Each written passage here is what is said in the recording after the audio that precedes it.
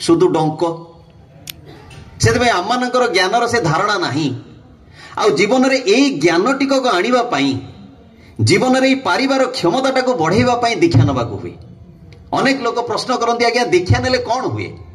मनीषर पारिवार क्षमता बढ़ी जाए एवं यही जो परिवार जहाँ आज विक्षिप्त चलन में चलिकी कहीं धरतु आज शुक्रवार अच्छी झीर इच्छा चिकेन खाइया माँ कह मो टे माछ आण बापर इच्छा मटन खाइया जदि 3टा जाक आइटम आणिकी दि जाए ताले मार टेंशन जदि 3टा आइटम न दि जाए ताले घर भितर टेंशन पुणी जदि सबुतक आइटम खाई पी देले ताहले भी बापर टेंशन कहीं गोटाए दिन में मटन माछ चिकेन 3टा जाक खर्च पड़ेगा। से दिन कटकर भाइस चांसेलर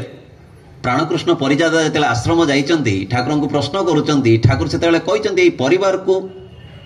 ठीक रखिया पाई गोटे एग्जाम्पल देले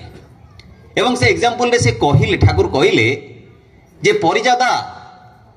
आपण टॉर्च देखिचंती परिजादा हसुचंती एवं कहते आज्ञा ठाकुर देखिछि